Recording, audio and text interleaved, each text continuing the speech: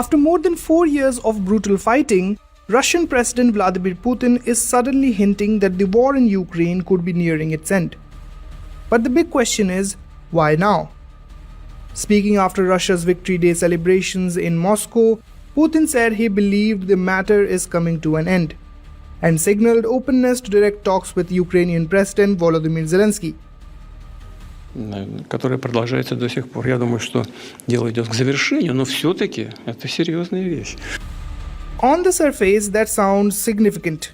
After all, this is Europe's deadliest conflict since World War II. Tens of thousands have died, entire Ukrainian cities have been devastated, and Russia's economy has come under immense strain from sanctions and wartime spending.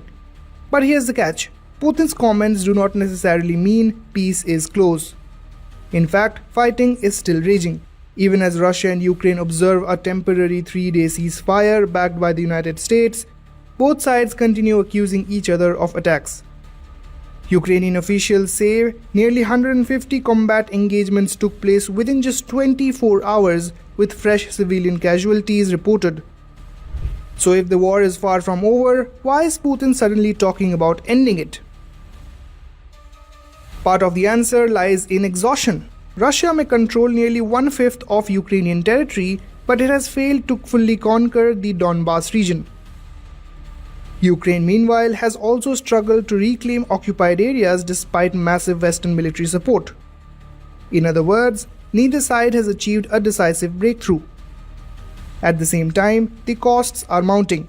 Western sanctions have damaged Russia's economy, strained trade, and deepened Moscow's isolation from Europe. Even though Russia adapted better than many expected, the long war is draining resources and creating pressure at home. There is also a political factor. US President Donald Trump has made ending the Ukraine war a central part of his political messaging. Trump recently backed the latest ceasefire and called it the beginning of the end of the conflict. Washington has renewed pressure on both Moscow and Kyiv to at least explore temporary truces and humanitarian agreements. But analysts warn against getting carried away. Many experts believe Putin's remarks are more strategic than sincere. Over the past 18 months, Russia has repeatedly hinted at peace talks while continuing military operations.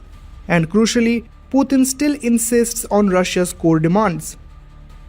Moscow wants full control of the Donbas region and continues opposing Ukraine's entry into NATO. Ukraine refuses to surrender territory and demands strong security guarantees before any agreement. That gap remains enormous. Putin also continues blaming the West for prolonging the war. He accused NATO of trying to encircle Russia and claimed Western countries had hoped Russia would collapse under pressure but failed. For the Kremlin, the war is still framed as a broader confrontation with the West, not just Ukraine. So what we may be witnessing is not a genuine peace breakthrough, but a tactical shift. Russia could be trying to freeze the conflict at a moment when battlefield gains are limited, economic costs are rising, and global pressure for negotiations is increasing. Putin's message seems carefully calibrated. Russia is open to ending the war, but only on terms favorable to Moscow. And that means the real battle may now be moving from the battlefield to the negotiating table. The problem is, neither side currently appears ready to compromise enough to stop the war completely. With Farhan Khan, Bureau Report, India Today Global.